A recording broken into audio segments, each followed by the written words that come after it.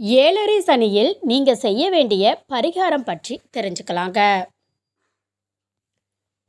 உங்களுக்கு இப்போது ஒருவேளை ஏழரை சனி நடக்குது அப்படின்னா கமெண்ட்டில் எஸ்ன்னு கமெண்ட் பண்ணுங்கள். அதுக்கான பரிகாரத்தை நம்ம தெரிஞ்சுக்கலாங்க.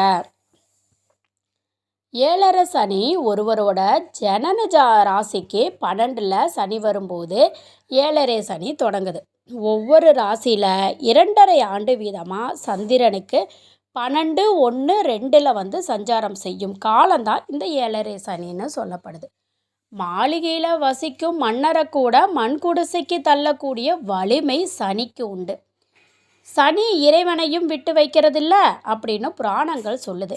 இப்படிப்பட்ட சனீஸ்வர பகவானின் தாக்கத்திலிருந்து விடுபட நம்ம பரிகாரங்களை கடைப்பிடிக்க கஷ்டங்கள் விலகுங்க. சரி, இந்த சனி பகவானுடைய அருள் கிடைக்கவும் இந்த ஏழரை சனியில் இருந்து நம்மளைய பாதுகாக்கிறதுக்கும் பரிகாரம் என்ன அப்படின்னு கேட்டிங்கன்னா, குறிப்பாக யாரையுமே சனியனே அப்படின்னு கண்டிப்பாக திட்டக்கூடாது. நீங்கள் பயன்படுத்தும் செருப்புக்களை அடிக்கடி மாற்றிடுங்க. நம்ம வீட்டில் உள்ள முதியவங்களை திட்டவோ ஏளனமாக பார்க்கவோ கூடாது. அவங்களுக்கு உதவ நீங்கள் முன் வரணும். சனிக்கிழமை காக்கைக்கு எள் கலந்த சாதம் வச்சதுக்கு அப்புறம்தான் நீங்கள் சாப்பிடணும். தொழிலாளிகளோட மனதை காயப்படுத்தும் விதமாக நடந்து கொள்ளாதீங்க. முடிஞ்சால் அவங்களுக்கோ இல்லை அவங்களோட குடும்பத்தினருக்கோ உதவலாம். திருநள்ளாறு நல தீர்த்தத்தில் நீராடினா ஏழரை சனி பாதிப்பிலிருந்து தப்பிக்கலாம்.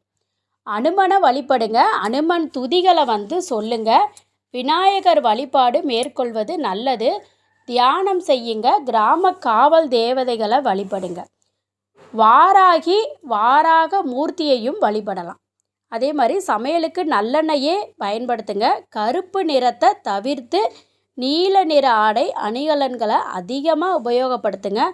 பரம ஏழைகள் மற்றும் உடல் ஊனமுற்றவங்களுக்கும் கால் ஊனம் முதியவங்களுக்கும் பழைய பொருட்கள் இரும்பு தானம் செய்யுங்க.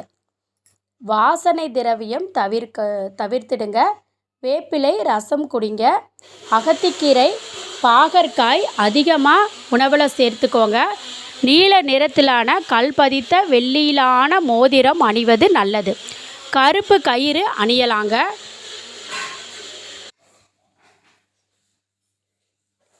அதே மாதிரி வாசனை திரவியம் தவிர்த்திடுங்க. வேப்பிலை ரசம் கண்டிப்பாக குடிங்க. நான் சொன்ன மாதிரி அகத்திக்கீரை பாகற்காயெல்லாம் அதிகமாக உணவில் சேர்த்துக்கோங்க. நீல நிறத்தில் கல் பதித்த வெள்ளியிலான மோதிரம் அணிகிறது நல்லது. கருப்பு கயிறு அணியலாம். குடியிருப்பது பழைய வீடாக இருந்தால் அதை பலப்படுத்தி கொள்ளுங்க. அலங்கரிக்காதீங்க. தோட்டம் போடுங்க. அதனுடைய பலனை மற்றவங்களுக்கு பயன்படுமாறு செய்யுங்க. நல்லெண்ணெய் எள் கடுகு தோல் பொருட்கள் சமையல் பாத்திரங்கள் அடுப்பு போன்றவற்றை குடை செருப்பு நீல மலர்கள் இதெல்லாம் ஏழைகளுக்கு தானம் செய்யுங்க. யாரேனும் லிஃப்ட் கேட்டால் தயங்காமல் கொடுங்க. பிரச்சனை வராது அப்படின்னா துணையாகவும் செல்லலாம். எதிலும் பெரிதாய் சுத்தம் சுகாதாரம் பார்க்காதீங்க. நீங்கள் குடியிருக்கும் வீட்டில் மேற்கு திசையில் பள்ளம் காலியிடம் இருக்கக்கூடாது. சனிக்கிழமையில் விரதம் இருந்து சிவன் கோவிலில் நவகிரக சன்னதியில் உள்ள சனீஸ்வர பகவானை அகல் விளக்கில் நல்லெண்ணெய் ஊற்றி தீபமேற்றி வழிபடுங்க.